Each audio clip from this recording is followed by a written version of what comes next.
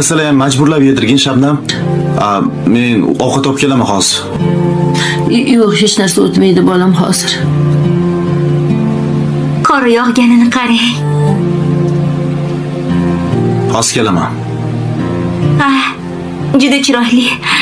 Tamanim yog'yaptimi? Turkiyada ham yog'may qo'ygandi. Anchadan Tog'am bilan bizda to'yimiz bo'ldimi? ho, Barno opa? bo'ldi. To'yga qiziqishmadi.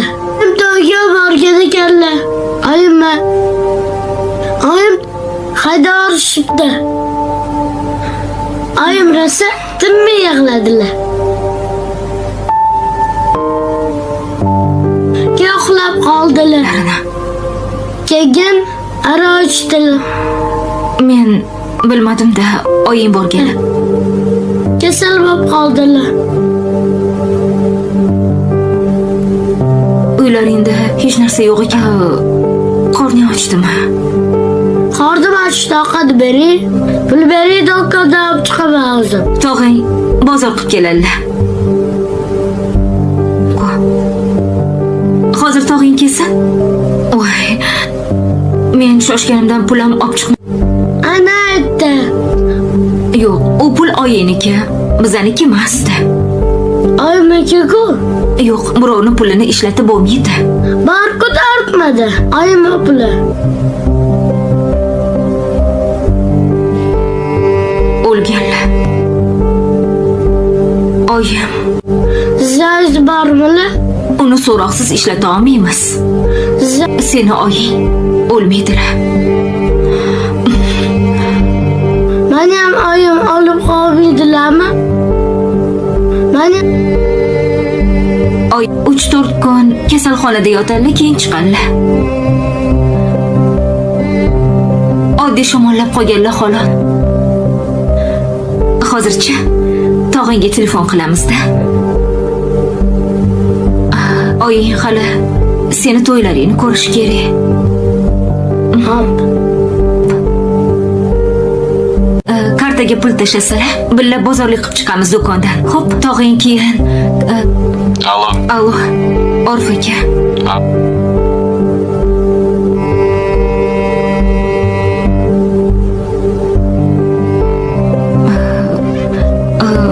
Baloyam urmaydi unga. Yaxshimilar? Bo'ladi. Bordingizmi? Bordim. Deyam qolmabdi. Pul tashab qo'ya olasizmi? Shoshib chiqqanimdan pul ham olmabman o'zim. Xo'p. Abuzarning qorni och, men uyda hech narsa yo'q ekan. Xo'p. Kerak bo'lsa yozib hozir olib chiqaman o'zim. Qoldim. Hozir 10 minutda kiraman. Bozorlik qilib chiqardik. O'zim kelib. Go'sht.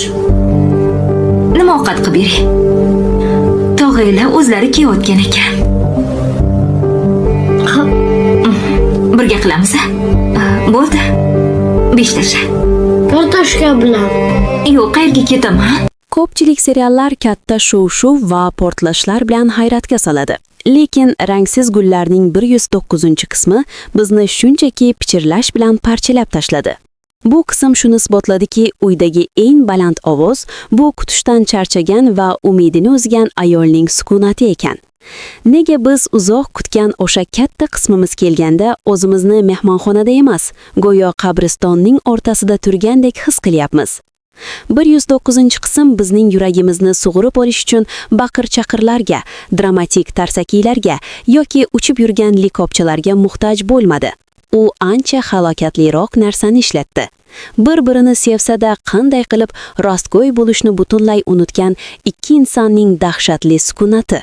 Bu tuganlanmagan gaplar va faqat g'urur qolgan psixologik jarohatlar mahorat darsidir.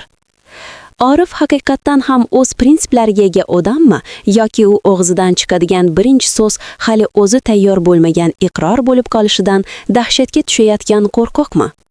Bu qism bizga Rangsiz gullar olamida sevgi mavjud bo'lishi mumkinligini, lekin baxt allaqachon chamadonlarni yig'ib binoni tark etganini eslatadi. Biz tuyg'ular og'riqli darajada haqiqiy bo'lgan, lekin ular haqida biror narsa qilishga jur'at topilmagan voqeani kuzatyapmiz. Rejissyor haqiqatdan ham kimdir portlamasidan oldin biz bu qadar kuchli keskinlikka bardosh bera olamiz deb o'ylaydimi? Yoki reja bizni qahramonlar bilan birga shu hissiy sayohatda bo'g'ib o'ldirishmi?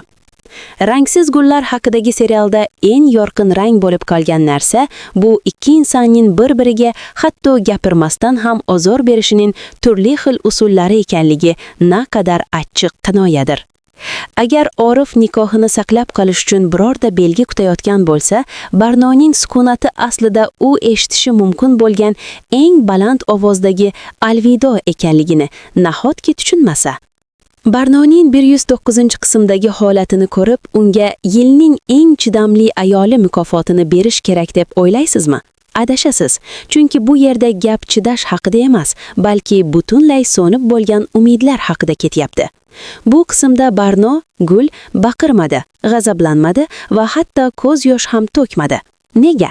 Chunki u allaqachon yig'lab bo'lgan, kutib bo'lgan va o'zini tushuntirishdan butunlay charchagan. Uni kuchsiz deb o'ylayotganlar uchun achchiq bir haqiqat bor. Ayol kishining sukunati bu uning eng dahshatli qurolidir.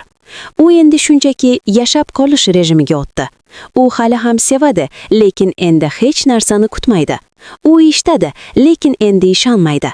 Lablaridagi o'sha soxta tabassumni ko'rdingizmi? U ko'zlariga yetib bormaydi, chunki uning nigohlari allaqachon muzlab bo'lgan.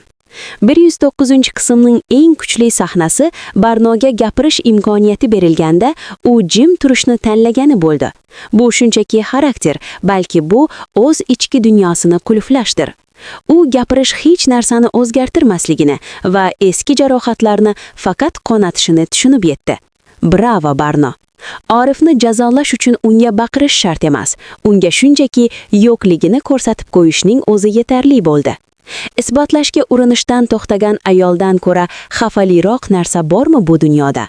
Barnoning jimgina ovqat suzishi, jimgina choy qo'yishi va jimgina xonadan chiqib ketishi bu Orifning hayoti uchun berilgan eng og'ir hukm emasmi? Sevgi bor joyda har doim talab bo'ladi, lekin Barno endi hech narsa talab qilmayapti. Bu esa sevgining so'nggi nafasi demakdir. Agar Barno o'zining so'nggi so'zini aytish o'rniga shunchaki jilmayib qo'ygan bo'lsa, bu Orifning barcha yolg'onlari uchun berilgan eng shafsiz javob emasmi? Orifning bu qadar kechikkan pushaymonligini ko'rib, odamning kulgisi keladi. U xuddi poyezd ketib bo'lganidan keyin vokzalga bilet ko'tarib kelgan odamga o'xshaydi. Shunday emasmi? 109-qism nihoyat Orifning eng katta va eng ayanchli zaifligini fosh qildi. Bu uning cheksiz ikkilanishi va qo'rqoqligidir. U o'z xatolarini tushunib yetdi. Buni ko'zlardan ko'rib turibmiz, lekin tushunish bu hali tuzatish degani emas-ku. U gapirmoqchi bo'ladi, og'iz juftlaydi, hatto uzr so'rashga chog'lanadi, lekin har safar nimadir uni to'xtatib qoladi. Bu nima? Erkaklik g'ururimi yoki shunchaki rad etilishdan bo'lgan hayvoniy qo'rquvmi? Orif Barnoning ko'zlariga qarab, "Meni kechir" deyishdan ko'ra, mingta yangi yolg'on to'qishni afzal ko'radigan odam bo'lib qolgan. Nega u har doim eng kerakli soniyalarda tilini yutib yuboradi? U haqiqatni eshitishdan qo'rqyaptimi yoki hamma narsa uchun allaqachon kech bo'lganini bilib bo'lganidanmi? Uning bu holati rangsiz gullar muxlislari uchun ham sabr imtihoniga aylandi. Qachon bu odam o'z niqobini yechib, haqiqiy insondek harakat qiladi? Uning har bir soniya kechikishi Barnoning qalbidagi so'nggi umid uchqunini o'chirib borayotganini nahotki tushunmasa? Nega u har doim voqealar ortidan chopadi, hech qachon ulardan oldinroq harakat qilmaydi? Uning pushaymonligi xuddi yomg'irdan keyin chiqadigan quyoshdek, chiroyli, lekin allaqachon hamma narsa ivib, barbod bo'lib bo'lgan. Agar Orif o'zining bu kechikkan pushaymonligi bilan Barnoning ko'nglini yana ovlay olaman deb umid qilayotgan bo'lsa, u Barnoning ko'zlaridagi o'sha muzdek nafratni hali ko'rmaganmikan, yoki u allaqachon o'z o'rnini boshqa birovga bo'shatib berishga ruhan tayyormi? 109-qismning rejissyori biz bilan haqiqiy psixologik o'yin o'ynadi va ochig'ini aytsak, u bu o'yinda g'alaba qozondi. Nega bu qismda dramatik muloqotlar kamligini hech o'ylab ko'rdingizmi? Chunki ba'zan so'zlar shunchaki ortiqcha bo'lib qoladi va rejissyor buni juda yaxshi tushungan. 109-qismning haqiqiy bosh qahramoni Orif ham Barno ham emas, balki o'sha o'ldiradigan sukunat edi. Bu qismda uzoq davom etgan pauzalar, sekin harakatlar va va hech narsa sodir bo'lmayotgandek tuyulgan, lekin aslida hamma narsa hissiy jihatdan ostin-ustun bo'lgan sahnalar bizni o'ziga bog'lab oldi. Bu sukunat shunchaki bo'shliq emas, u keskinlikni oshirdi, og'riqni chuqurlashtirdi va tomoshabinni noqulay ahvolga solib qo'ydi. Yumshoq va xira yoritish esa qahramonlarning ichki bo'shlig'ini mukammal aks ettirdi. Kamera ko'pincha qotib qolgan, go'yo u ham Barno va Orifning dardidan qochib keta olmayotgandek. Barnoning sukunati va Orifning kechikkan pushaymonligi bizni 110-qism oldidan juda og'ir holatda qoldirdi. Bu sukunat uzoq davom etolmaydi, chunki har qanday bosimli qozon ertami kech portlaydi. Keyingi qismda bizni nima kutmoqda? Orif nihoyat o'sha so'nggi yolg'onni yig'ishtirib Barnoning poyiga yiqiladimi? Yoki Barno bu rangsiz tuman ichidan butunlay chiqib ketish uchun so'nggi qaytmas qadamni tashlaydimi? 109-qismdagi o'sha so'nggi uzoq davom etgan nigohni eslang, u yerda sevgi bor edimi? Yoki shunchaki bir-biridan butunlay voz kechishga tayyorlanayotgan ikki begonaning so'nggi alvidosimi?